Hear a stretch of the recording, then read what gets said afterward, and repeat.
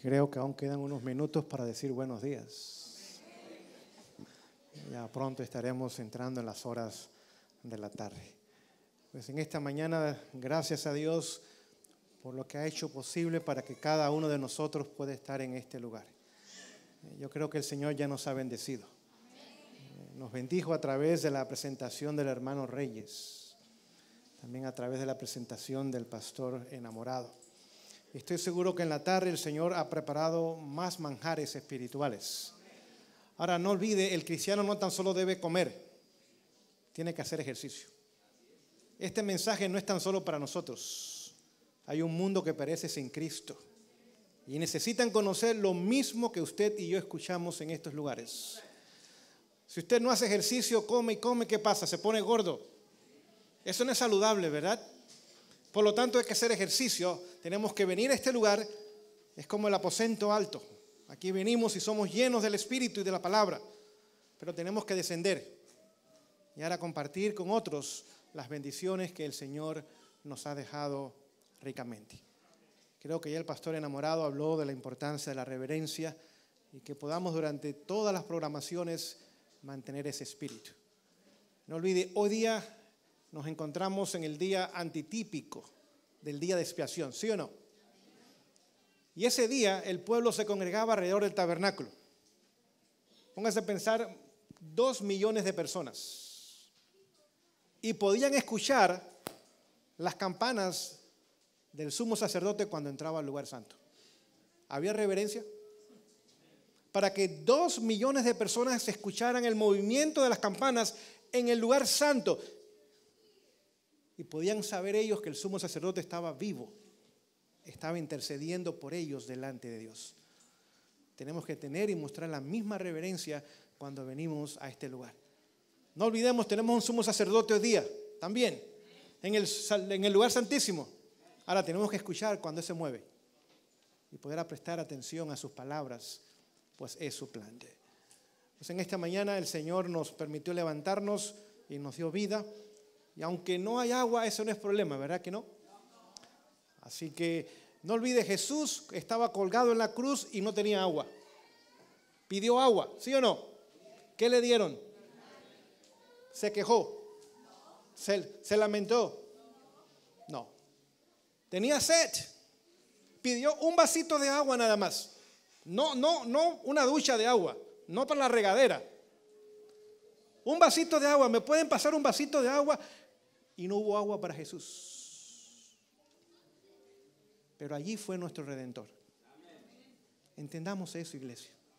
Aun cuando las cosas temporales nos falten temporalmente, mantengamos el espíritu de Jesús. No olviden lo que pasó con el pueblo en el desierto cuando faltaba agua. ¿Recuerdan ustedes? El pueblo se quejaba. Y llegó un momento donde aún el hombre de Dios, Moisés, perdió la paciencia porque le faltó el agua al pueblo y el pueblo se quejó.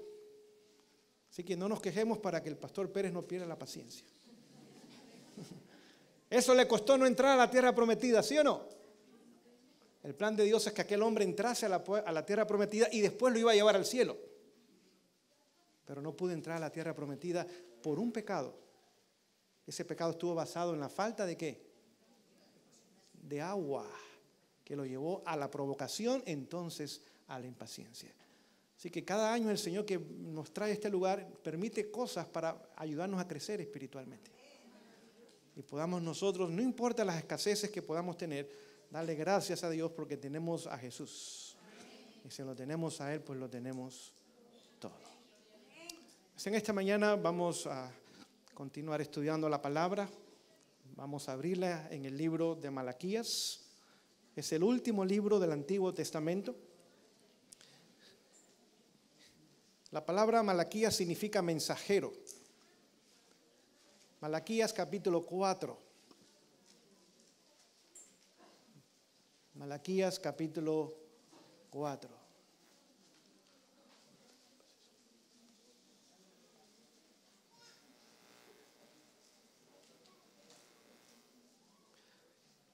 Vamos a dar lectura al verso 5 y 6. Malaquías capítulo 4, versículos 5 y 6. Y en esta mañana vamos a ver que hay una profecía que nosotros no hemos entendido totalmente. Usualmente cuando hablamos de profecía pensamos en Daniel y Apocalipsis y lo hacemos muy bien. Son los libros proféticos por excelencia de la palabra de Dios. Pero toda la palabra de Dios es profecía. No olvide, 27% de la Biblia es profecía. ¿Y qué pasa si la gente no estudia la profecía? Está descartando un cuarto o más de la palabra de Dios. Es importante el estudio profético, pero la profecía viene a través de toda la Biblia. Los 66 libros, todos tienen un aspecto y una perspectiva profética. Malaquías no es excepción. Leamos esta profecía en relación a la familia. Verso 5 dice: he aquí yo os envío al profeta Elías, antes que venga el día de Jehová grande y terrible. ¿Qué día es ese? Es el día de su venida. Para algunos será un día grande y para otros, ¿cómo será? Terrible, terrible. Póngase a pensar que la gente va a preferir morir que contemplar el rostro de Jesús. Y va a querer morir de una forma trágica. Porque una roca le caiga sobre una persona no es una forma trágica de morir. Y que una cueva lo sepulte no es una forma trágica. Pero la gente prefiere esa muerte trágica que encontrarse con Jesús. Pero habrá otro grupo que será un día grande. Usted y yo, por la gracia de Dios, estaremos en ese grupo. El Señor ha preparado, dice, que nadie perezca, sino que todos procedamos al arrepentimiento. Ese es el plan de Dios. Que ninguno de nosotros falte ese día maravilloso cuando Jesús regrese en gloria y majestad. Y déjenme decirles, estamos muy cerca de ese momento. Dice que enviaría al profeta Elías. Continúa la lectura en el verso 6. Él hará volver el corazón de los padres hacia los hijos, y el corazón de los hijos hacia los padres. Esta es la profecía que todavía no entendemos. Usualmente pensamos que profecías es en el ambiente político, social, económico, etcétera, etcétera. Pero hay una profecía que habla de la familia. Y dice que esa profecía debe tomar lugar antes que venga el día grande y terrible de Jehová. Y note, esa obra no se hace en iglesias. Esa obra no se hace en instituciones educativas, ni ninguna otra institución. Hay un solo lugar donde Dios mismo lo estableció para que esa obra se haga. ¿Saben ustedes cuál es ese lugar? ¿Cuál fue la primera institución que Dios estableció en el jardín del Edén, aún antes que el pecado entrase a este mundo? ¿Cuál fue la segunda? El sábado. Pregunto yo, ¿Dios nos ha llamado como pueblo a restaurar la brecha que ha sido hecha en su ley en cuanto al sábado? Pero también pregunto en esta mañana, ¿nos habrá llamado Dios como pueblo a restaurar la brecha que ha sido también hecha en la primera institución que Dios estableció? ¿Se va a restaurar el sábado antes que venga Jesús? Claro que sí. ¿El sello de Dios no representa el sábado? ¿Y será puesto sobre la frente de aquellos que por la gracia de Dios estén preparados para recibirlo? Es decir, que el sábado será restaurado al final de la historia humana. Pero también junto con el sábado, ¿qué obra se va a hacer? La restauración también ¿de qué? Del matrimonio y de la familia. Porque habrá un pueblo que habrá entendido el plan de Dios para las familias. Y note, esa obra es interna.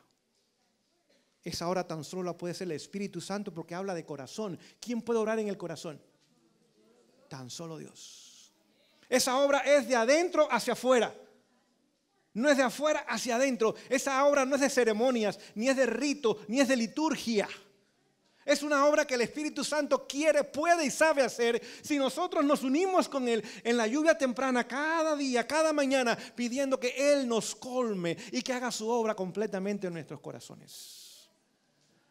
Dice que hará volver el corazón de los padres hacia los hijos para que entonces el corazón de los hijos vuelva a los padres. Y termina diciendo, no sea que yo venga y hiera la tierra con maldición. Querida hermandad, en esta mañana el Señor nos llama a cumplir esta señal antes de su venida. Vemos que el mundo está listo para la venida de Jesús. Todo lo que se nos ha dicho que tomaría lugar está tomando lugar hoy día, cada día prácticamente. Ahora eso nos quiere decir que también algo está tomando lugar en algunos hogares. Que hay una obra profunda, hay una obra de corazón, hay una obra del Espíritu Santo, está tomando lugar en algunos hogares. La pregunta es, ¿será en mi hogar también?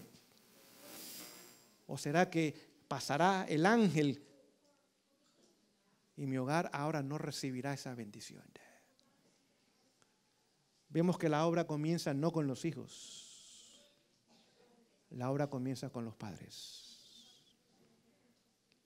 Antes que Adán y Eva tuviesen hijos, primero fueron matrimonios, ¿sí o no?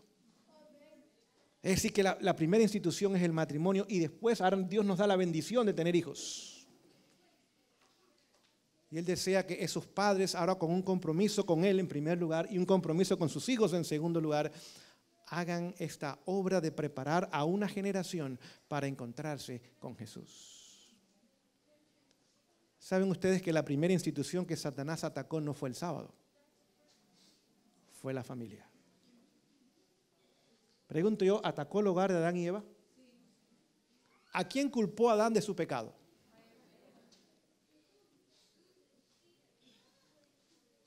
¿Atacó a Caín y Abel?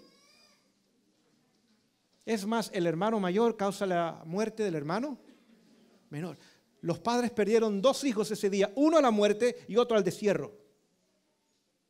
Uno se fue del hogar rebelde para nunca jamás regresar y se convirtió en el primer rebelde de la historia humana.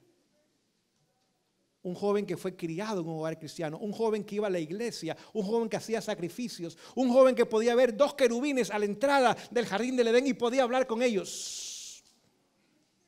Pero llegó el momento que la rebeldía ganó su corazón y aquel joven se fue, no tan solo de los caminos de Dios, se fue también y abandonó su hogar para nunca jamás regresar. ¿Saben cuál fue el legado de Caín? Una ciudad. Capítulo 4 de Génesis encontramos la primera ciudad del planeta Tierra. Este rebelde, un homicida, desleal a Dios, ingrato a los padres, amadores de los placeres más que de Dios. Un joven desobediente y rebelde fue el primero en establecer la primera ciudad del mundo. Y hoy día el ambiente, la atmósfera de la ciudad es el espíritu de Caín que vemos hoy día. Por eso el Señor nos llama a salir de esos lugares, porque nuestras familias no pueden permanecer allí en preparación para la eternidad. Allí lo que vamos a participar del espíritu de Caín. Lo único que tenemos que hacer en esos lugares es regresar como Enoc para preparar un pueblo para encontrarse con su Dios. Vemos que atacó el hogar de Adán y Eva. Vamos a ver el siguiente personaje importante en Génesis, Abraham. ¿Atacó el hogar de Abraham? No el sábado. Abraham se mantuvo fiel al Señor en el sábado. Pero atacó el hogar de Abraham. Ahora tenía 2 esposas. Y había rivalidad entre las esposas. Y tuvo 2 hijos y los hijos había rivalidad entre los hijos. Vamos a ver el hogar de Isaac. Otro patriarca. El problema no era del matrimonio, era entre los hijos. Porque un padre favorecía a un hijo y la madre favorecía al otro hijo. Padres, no podemos tener favoritos. A los hijos debemos tratarlos por igual. Vemos que la madre aún preparó a su hijo para el engaño con su padre. La misma madre. Y después el hermano quería la vida de su hermano. Y tristemente el hogar quedó dividido. Pregunto yo, atacó el hogar de Jacob.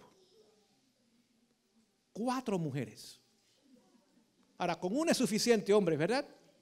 Pero 4 mujeres. Y eran hermanas aún. Y entre ellas había rivalidad aún. Querían comprar el esposo para que estuvieran con ellas esa noche. Fíjense lo intenso de esta rivalidad. El hijo mayor comete incesto con una de las esposas de su padre. El hijo segundo, Simeón, y el hijo tercero, Leví, matan a todos los hombres de una ciudad. Siquén. Su hija es violada por un joven no adventista que tenían dating. ¿Me explico en esta mañana? Los hermanos venden a José como un esclavo y mienten a su padre. De las 4 esposas que tuvo Jacob, tan solo amaba a una. Y la que amaba profesaba la verdad presente, pero no la vivía, porque adoraba ídolos. y le robó los ídolos a su padre y después le mintió a su padre. Y esa era la esposa del corazón de este hombre que era un patriarca. ¿Entendemos la crisis que había en ese hogar? Y podríamos continuar poniendo ejemplos a través de toda la Biblia, pero vamos a poner algunos. Digamos, el gran y famoso rey David.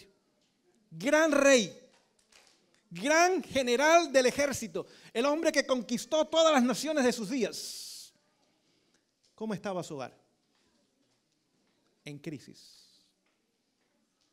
Un hijo viola a su hermana. El hermano mata al hijo. Después un hijo le quiere quitar el trono al padre y vive con 10 de sus esposas públicamente. Adonías después que le quería quitar el trono a Salomón. ¿Entendemos la crisis que había en ese hogar? David brillaba en el trono, David brillaba para la nación, pero no brillaba en casa. Esa casa estaba en tinieblas. Aún Salomón, 1000 mujeres. Yo no creo que era muy sabio Salomón. Si hubiera sido sabio, se hubiera quedado con una nada más. Pero aquel hombre cayó en apostasía, ¿recordamos? Y el sabio se hizo necio. Y de la misma forma que su sabiduría fue grande, su necedad también fue grande. Su hijo, que toma su posición después de su muerte, Roboam, pierde 10 tribus y él mismo muere perdido. Llevó al pueblo a la apostasía. El hombre más sabio, un hombre riquísimo, en sus días la plata no era de valor, nada más el oro. Famoso en todo el mundo, pero no pudo educar a un hijo, uno nada más, de los muchos que tuvo, uno, para que permaneciese fiel y leal a Dios. Querida iglesia, tenemos que entender que el enemigo continúa atacando nuestras familias hoy día. Y el ataque no es tan solo contra el matrimonio, el ataque también incluye a los hijos. Y los padres somos llamados a hacer un cerco de protección alrededor de nuestros hijos con nuestra fidelidad y lealtad a Dios, para que el enemigo no tenga lugar donde entrar, sino se sienta él que en el nombre de Jesús nuestros hogares es un centro de refugio para nuestros hijos. Ahora nos damos cuenta que ese mensaje de Malaquías no es tan solo para los días de Malaquías. Se aplica a nosotros también. Pero ese mensaje es tan importante que cuando Jesús vino por primera vez, ahora el hombre que se levantó para preparar el camino para la venida de Jesús presentó el mismo mensaje de Elías. Vamos a leerlo, vamos al libro de Lucas. Lucas capítulo 1. Lucas capítulo 1, vamos a leer allá el verso 17. Estamos hablando de Juan el Bautista, el hijo de Zacarías y también de Elizabeth. Dice lo siguiente: e irá delante de él con el espíritu y el poder de ¿quién? Es el mismo pasaje, está parafraseando aquí Lucas, tomado de Malaquías, para hacer volver los corazones de los padres a los hijos. ¿Y por qué? Y de los rebeldes a la prudencia de los justos, para preparar al Señor un pueblo bien dispuesto. Es decir, el pueblo tenía que ser preparado para la primera venida de Jesús, y esa preparación iba a tomar lugar ¿en qué lugar? En los hogares. Note, la preparación no podía tomar lugar en las sinagogas, ni en el santuario, en el hogar. Padres, el Señor hoy día nos está llamando otra vez a permitir que nuestros corazones regresen a nuestros hijos. Una de las calamidades de esta nación es que los hogares están siendo destruidos de adentro hacia afuera. Venimos a este país a trabajar y a ganar dinero, a vivir bien, cómodamente, y todo eso requiere recursos. Casas cómodas, alfombras, aire acondicionado, electrónicos, carros de pocas millas. Todo eso requiere gran cantidad de recursos y requiere que ahora nosotros tomemos nuestro tiempo y lo invertamos en el trabajo, esperando recibir un buen salario para poder tener este estilo de vida. En el proceso estamos perdiendo a nuestras familias.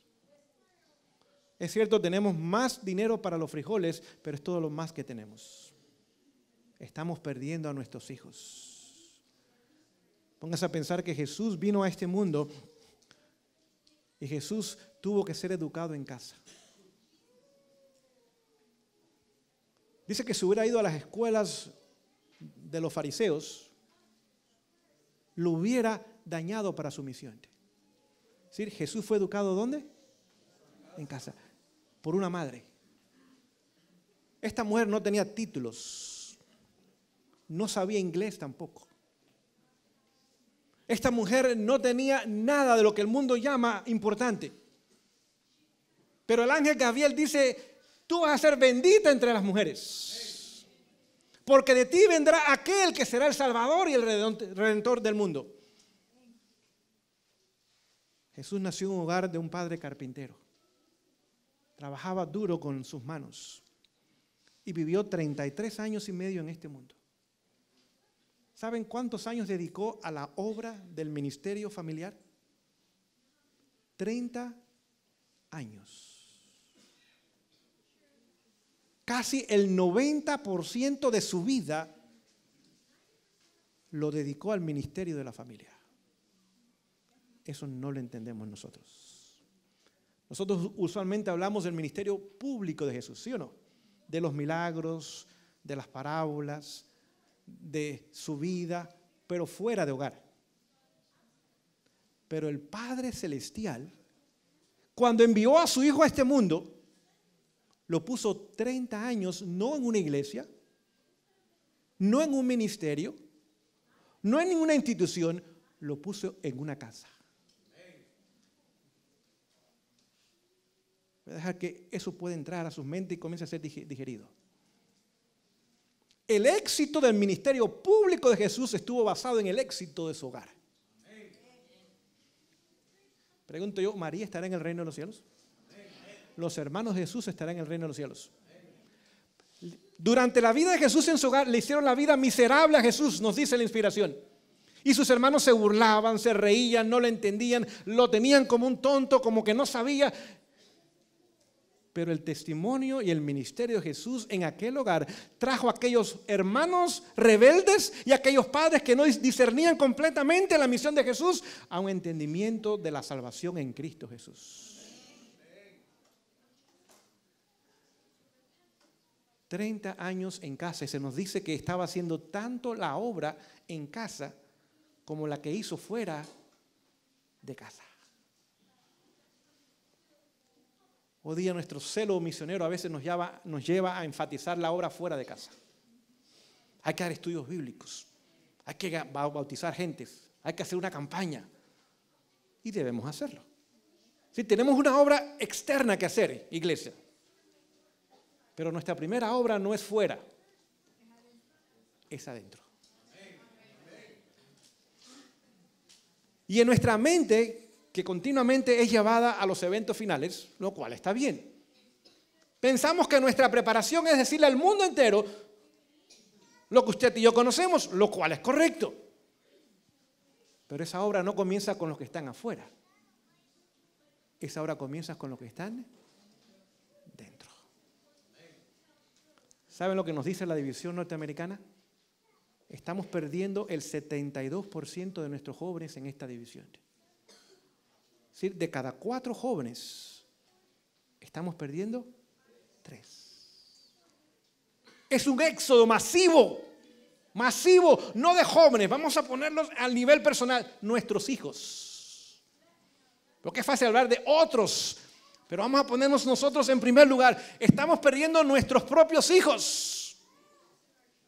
Y déjenme decirles, aún los que quedan en la iglesia, muchos están perdidos también, como sus padres lo están.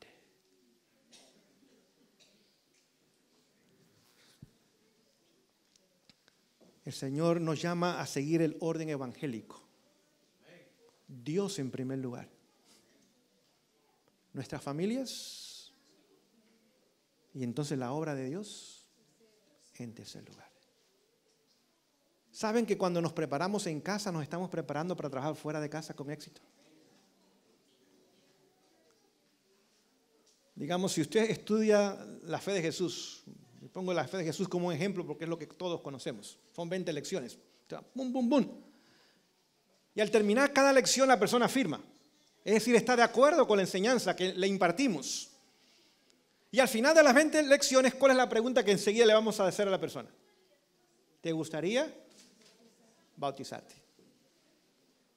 La persona dice, sí, me voy a bautizar. Tengo un pequeño pedido nada más. Permíteme ir a vivir a tu casa por 2 semanas. Yo quiero ver cómo la teoría que tú me has enseñado, tú la vives. Porque yo no sé estas cosas. Yo soy nuevo. Yo sé que no es el domingo, que el domingo no es correcto, es el sábado. Yo sé que no es rezar, hay que orar. Yo sé que no es carne, ahora es de lo más linda la que vamos a consumir entonces. Yo sé que la cerveza y esas cosas ya no toman lugar. Yo sé que los muertos realmente están muertos. Yo sé que no hay un infierno eterno ya. Yo sé que Jesús viene pronto por segunda vez. Yo sé la ley de Dios y yo sé todas esas cosas. Pero ¿cómo se vive eso? ¿Puedo ir a tu casa por 2 semanas? Pregunto yo, ¿durarán 1 semana? Podrán entrar por las puertas de nuestro hogar y notar que el evangelio ha hecho una obra en nosotros. Podrán ver esposos que se aman y se respetan y que cada uno sabe cumplir con su misión. Podrán ver hijos que son sumisos a Dios y obedientes a los padres, que al mismo tiempo participan de los deberes del hogar. Podrán escuchar una música diferente, podrán comer un alimento diferente, podrán ser impactados no por la teoría de la verdad, sino ahora por la práctica de la verdad. Querida iglesia, si la respuesta no es positiva en esta mañana, el Señor nos quiere ayudar a recapacitar para que vayamos a casa y pongamos nuestra casa en orden. Permítame ponerles un ejemplo que quiero compartir con ustedes en esta mañana. Vamos a tomarlo de Segunda de Crónicas, capítulo 9. Vamos a ver el impacto de un hogar cristiano. Segunda de Crónicas, capítulo 9.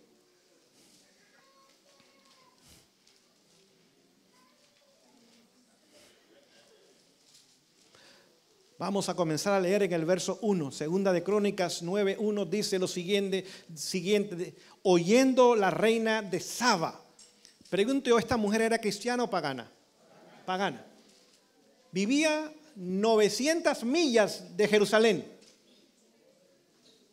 1400 kilómetros, si usted conoce mejor el sistema de kilómetros. En aquel entonces no habían aviones, no habían carros. Habían 2 formas de transportación, o a camello, porque era un desierto, o a pie.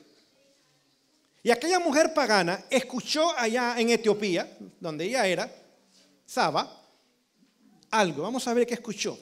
Continúo la lectura. La fama de Salomón. Vino a Jerusalén con un séquito muy grande, con camellos cargados de especies aromáticas, oro en abundancia y piedras preciosas, para probar a Salomón con preguntas difíciles. Y luego que vino a Salomón, habló con él todo lo que en su corazón tenía. Es decir, esta mujer tenía preguntas, como tiene la gente hoy día. ¿Qué está pasando? ¿Qué está tomando lugar? ¿Será cierto esto?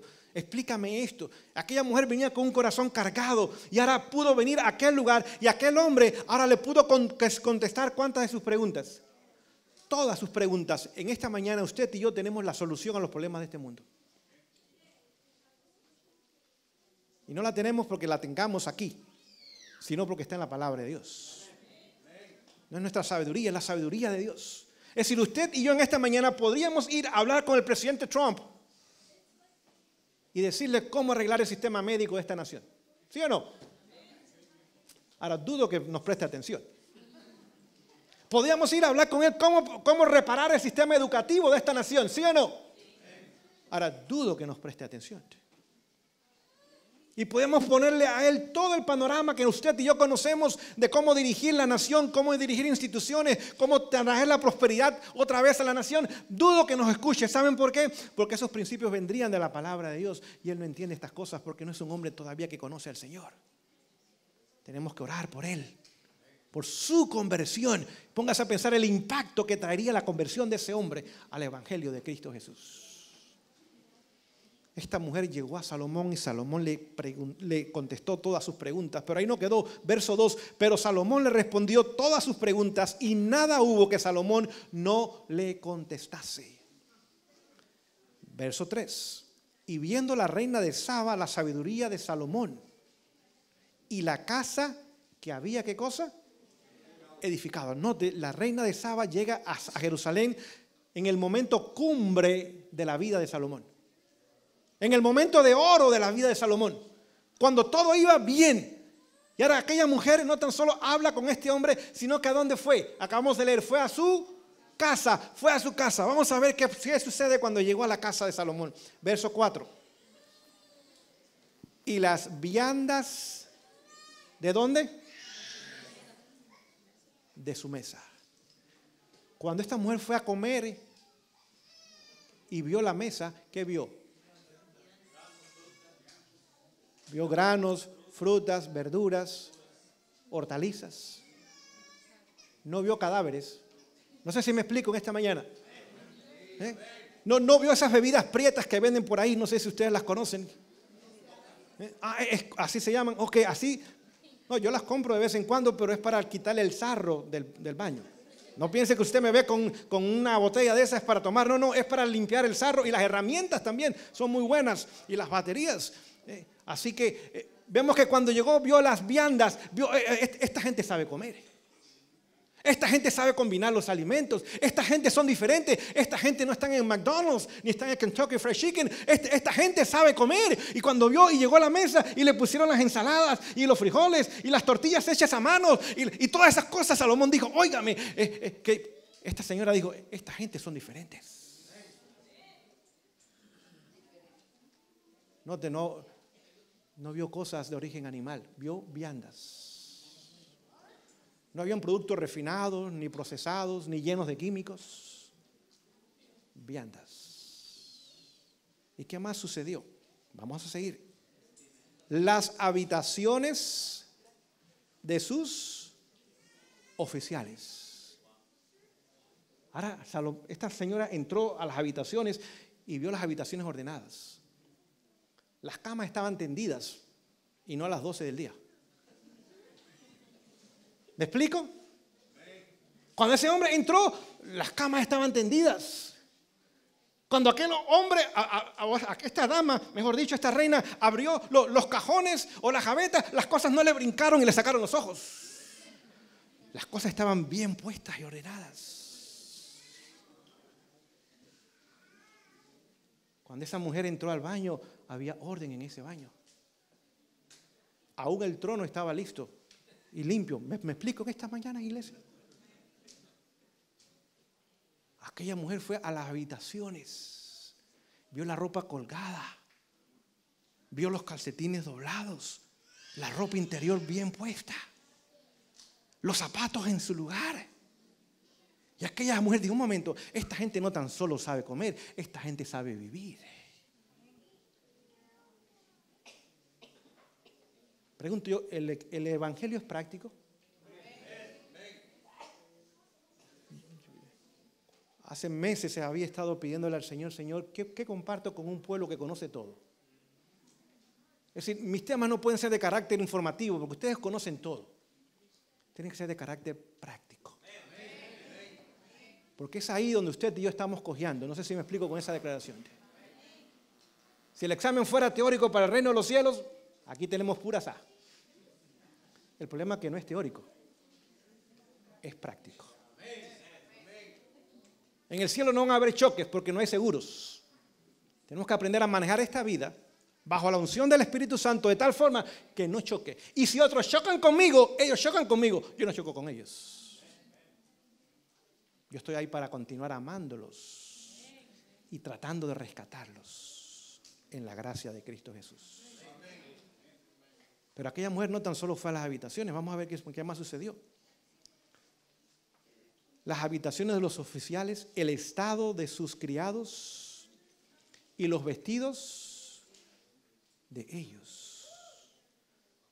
La mujer llegó y dice, esta gente se sabe vestir. No vio ropas apretadas y entalladas. No vio ropas escotadas y minifaldas y pantalones apretados que no sé cómo la gente se los puede poner. Tiene que ponerse vaselina para ponérselos. Y no sé si me explico en esta mañana, iglesia. Aquí, amor, esta gente sabe comer, esta gente sabe vivir, esta gente sabe vestir. Noten, no le estaba dando un estudio bíblico, él lo estaba presenciando con sus propios ojos.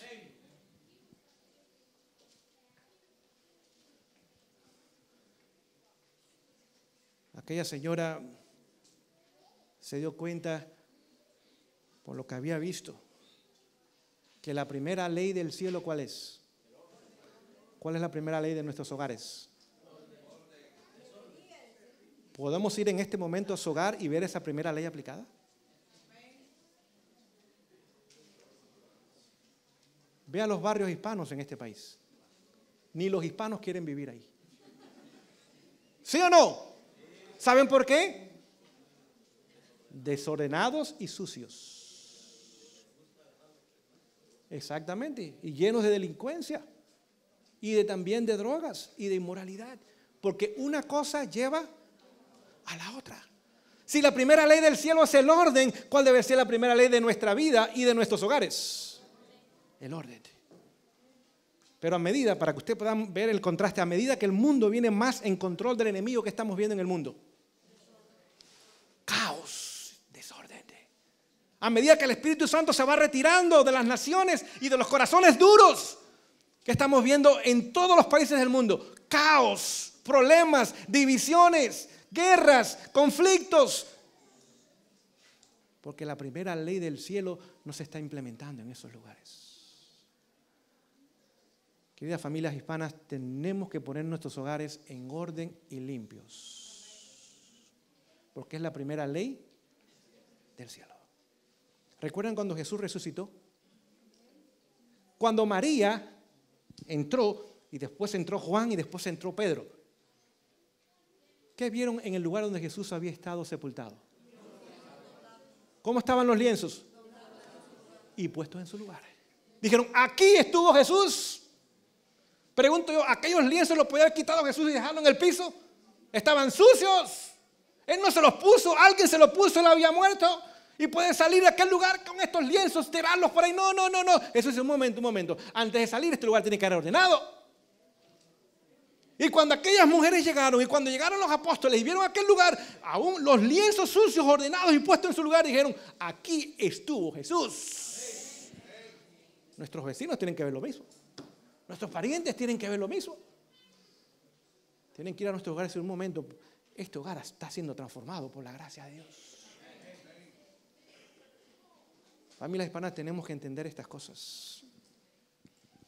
Porque aún nuestras vidas privadas tienen que exaltar a Jesús. Pero si usted ve un hogar que está las cosas tiradas allá afuera, el tiradero, pónganle unas florecitas. Dale una pintadita de vez en cuando a su casa. Si ve un montón de llantas y unos 3, 4 carros que jamás va a usar otra vez. Y 2 o 3 perros que en vez de dar protección dan lástima porque están flacos y se están muriendo de hambre. Pregunto yo, ¿eso da un buen testimonio, querida iglesia? ¿Eso no da un buen testimonio? ¿En el cielo va a haber ese ambiente? Oh, no. No. Y aquella mujer vio un evangelio no de teoría. Aquella mujer pagana vio un evangelio práctico. Práctico. ¿Saben lo que dice? Continúo la lectura, regreso al capítulo 9, verso 4. La última parte dice, y las escalinatas por donde subía a la casa de ¿quién? Y se quedó ¿cómo? Oh, esto tenemos que entenderlo. La mujer primero no fue a la iglesia, fue a la casa de Salomón. Y cuando fue a la casa de Salomón y vio la obra que había hecho Dios, digo, ahora yo quiero ir a la iglesia contigo. Ahora yo voy a la iglesia. Y cuando fue a la iglesia, ¿sabe cómo se quedó? Esta gente tiene un mensaje que nadie tiene. Pero este mensaje no comienza en la iglesia, este mensaje comienza en la casa y se lleva a la iglesia. ¿Será por eso que la gente a veces que nos conoce bien no tiene mucho interés de ir a la iglesia? ¿Será? Porque si lo que yo voy a ver allí es lo que está aquí, más adelante. Son bondadosos con nosotros, no nos desprecian así abiertamente, simplemente son diplomáticos.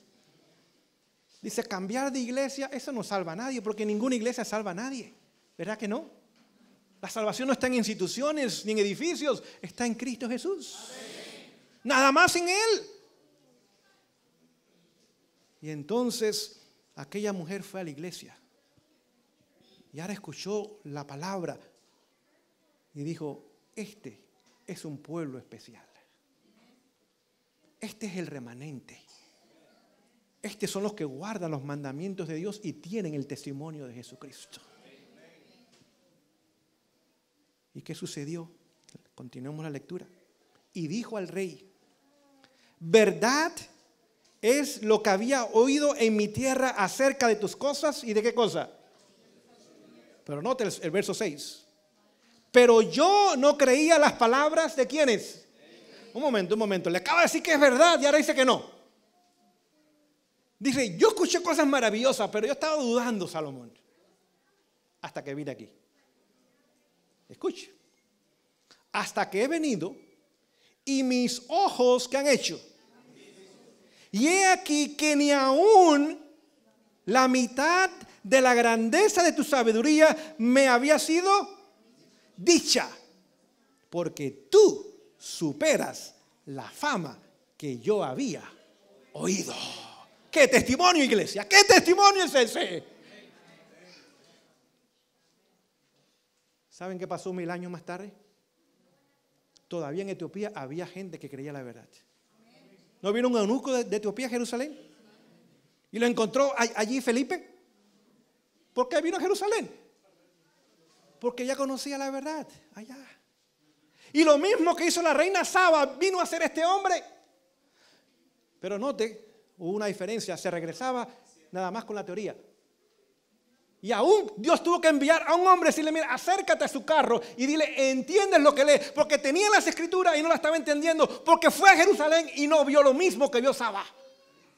Vio un pueblo formalista, un pueblo riguroso, un pueblo de ceremonias, un pueblo de conocimiento, pero sin experiencia. Y fue y ni aún se bautizó.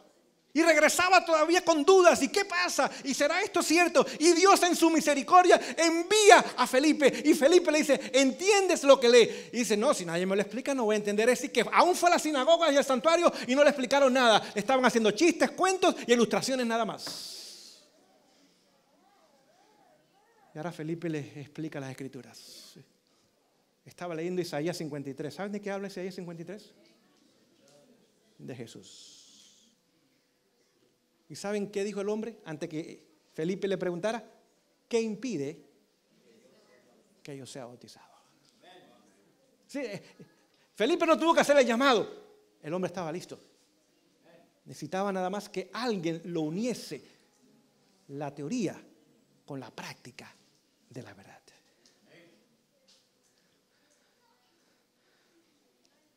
Verso 7.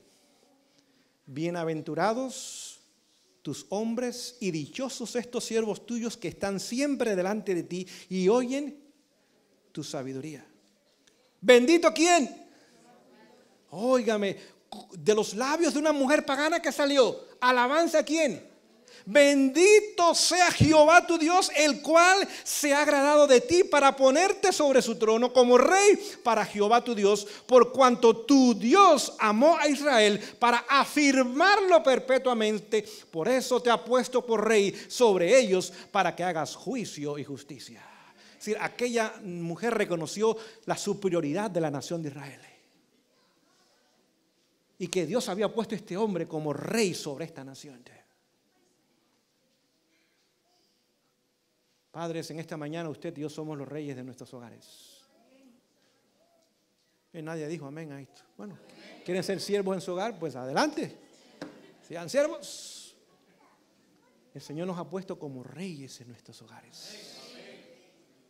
Es decir, usted y yo somos llamados a tomar el liderazgo espiritual de nuestros hogares y a dirigir a nuestros hogares hacia la Canaán celestial. Esposas, ustedes son las reinas del hogar. Las mujeres dijeron amén, los hombres nada. No, óigame, esto es preocupante en este lugar. Las mujeres contentas, los hombres, quién sabe. ¿Saben lo que dice el apóstol Pablo bajo inspiración? Efesios 5, 25.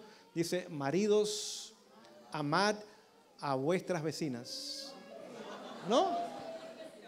¿No? ¿A algunos les gustó esa versión? Eso es apócrifo, eso no existe. Dice, maridos, amad ¿a quién?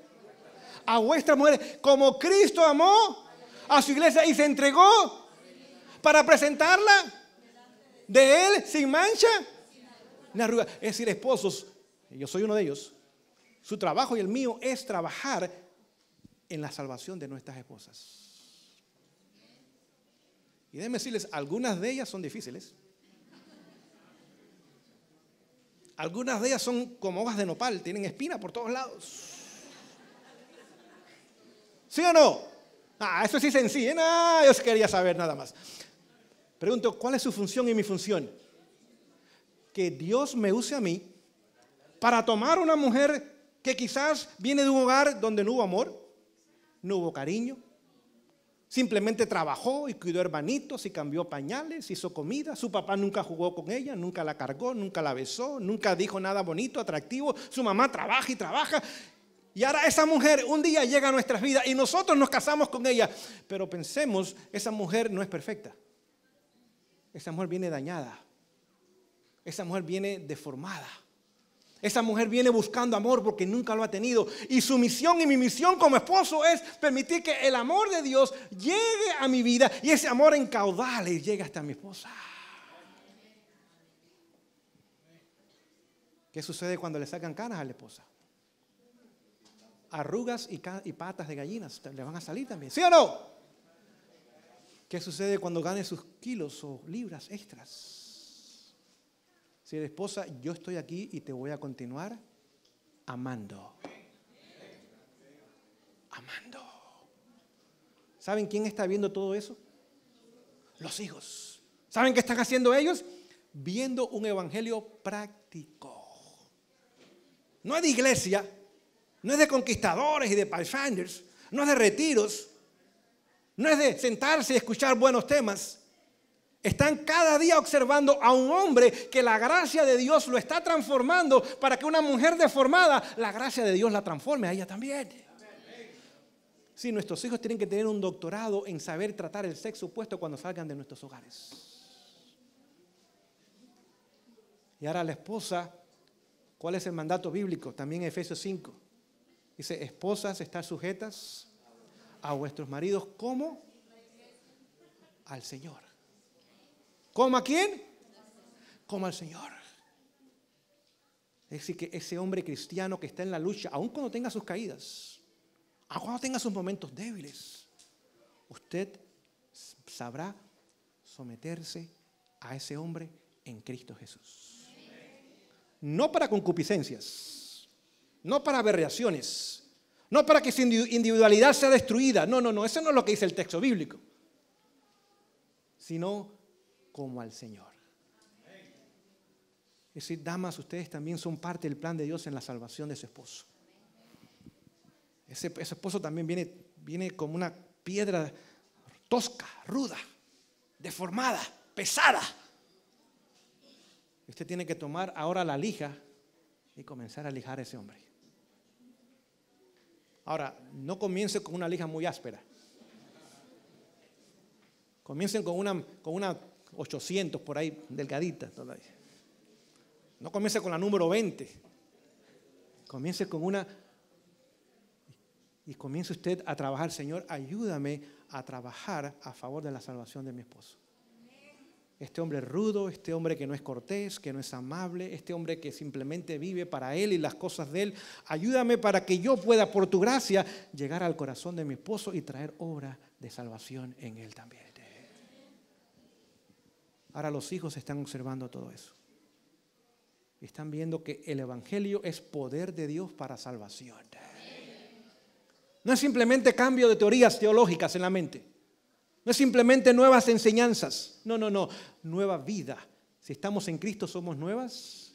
¿Y las cosas viejas? ¿Cuántas de ellas? ¿Y cuántas son hechas nuevas?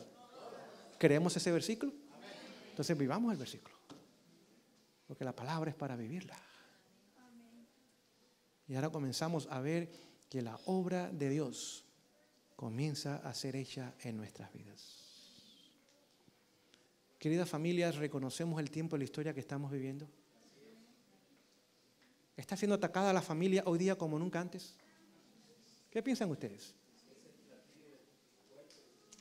Exactamente. Es decir, hoy día estamos viviendo en el momento de la historia donde Satanás está haciendo el último ataque a la familia a través de una agenda homosexual que ha entrado a la nación.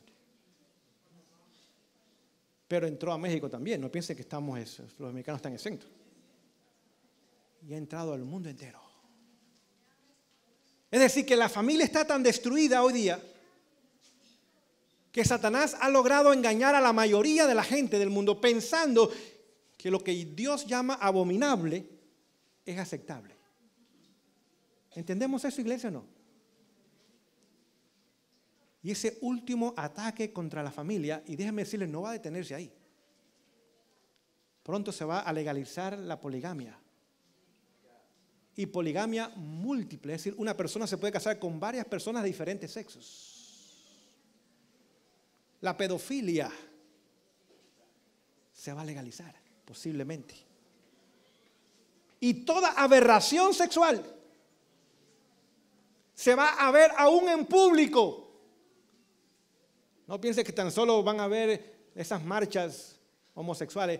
No hemos visto nada todavía. Públicamente y en televisión y en películas veremos las más horrendas escenas de toda aberración sexual que podamos pensar como normal.